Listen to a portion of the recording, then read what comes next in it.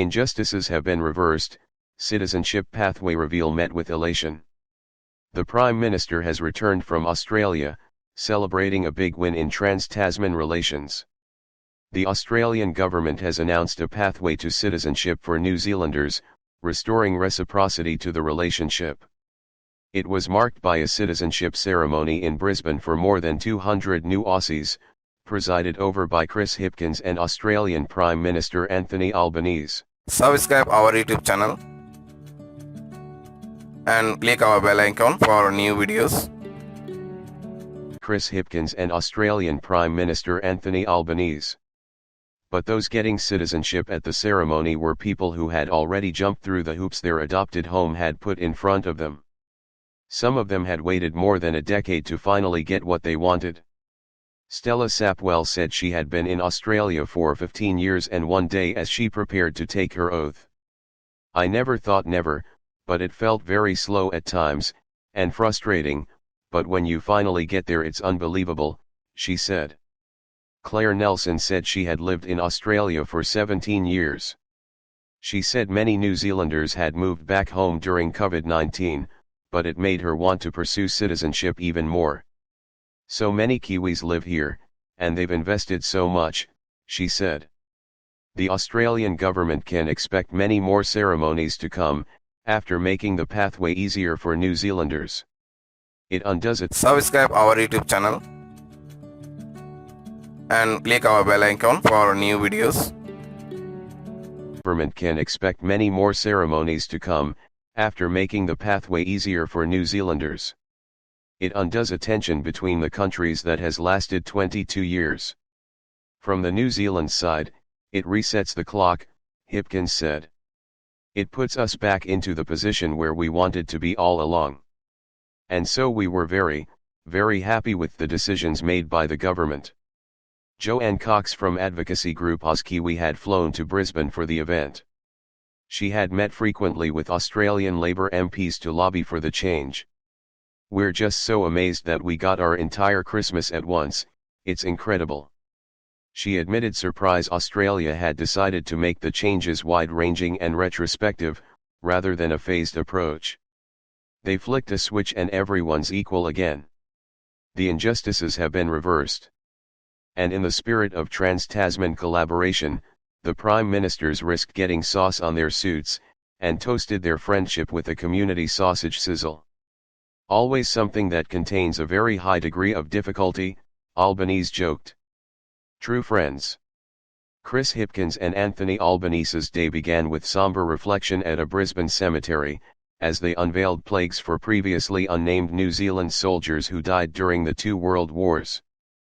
But as they laid a wreath and acknowledged the past, the underlying reason for Hipkins' visit to Brisbane was about the future, to celebrate reciprocity from Australia on citizenship rights. The move means from July, around 350,000 New Zealanders can claim all the rights in Australia that Australians already have in New Zealand. New Zealand has been ahead of Australia, before today, Albanese said. And you know what true friends do, and mates, as we like to use that term? They have equal relations. And that's the partnership that Australia and New Zealand have. The announcement fulfilled a key election promise for Albanese, which he said was a common-sense approach, much in line with his earlier decision to relax the rules on 501 deportations.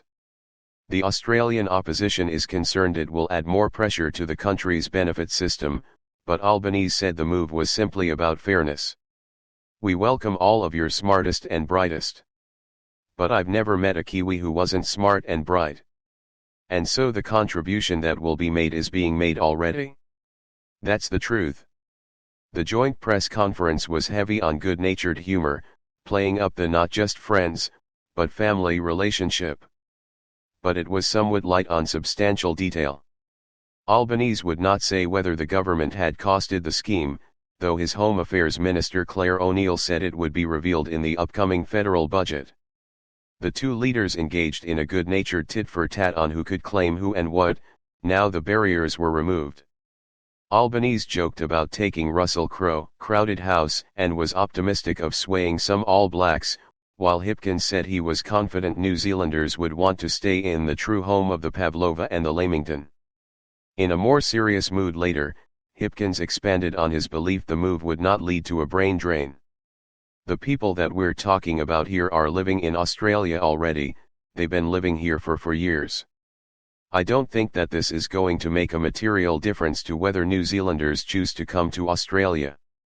They're going to be making those decisions based on a whole lot of other criteria. And I don't think that this is going to be one of them. Hipkins said the move would ultimately benefit New Zealand as well. In the absence of being able to access Australian public services, the fallback position was New Zealand public services, which they ultimately weren't contributing towards, because the taxes were being paid here in Australia, he explained. The two leaders said they had also discussed the economic environment, security in the Indo-Pacific, and the assistance each country provided the other during natural disasters. Awkward about AUKUS. Albanese was asked twice about AUKUS, and the potential for New Zealand to participate in the non-nuclear pillar of the agreement. He dodged the question both times, but Hipkins expected there would be ongoing discussions with Australia on the matter. While he said there was no formal process to have a conversation on AUKUS, Hipkins said he was reassured of Australia's commitment not to non-nuclear proliferation, when it came to nuclear weapons. The decisions around the nuclear propulsion, those are ultimately matters for Australia. But we'll continue to work with Australia on issues around nuclear weapons non-proliferation. We've had a very strong working relationship on this previously, and I'm sure we will continue to do so. Hipkins' whirlwind visit also contained a gala dinner to celebrate 40 years since the signing of the Closer Economic Relations Agreement, and a meeting with Queensland disaster recovery and resilience teams. He has also invited Albanese to come to New Zealand this year, when he had the opportunity. When it came to nuclear weapons, the decisions around the nuclear propulsion, those are ultimately matters for Australia. But we'll continue to work with Australia on issues around nuclear weapons non-proliferation. We've had a very strong working relationship on this previously, and I'm sure we will continue to do so.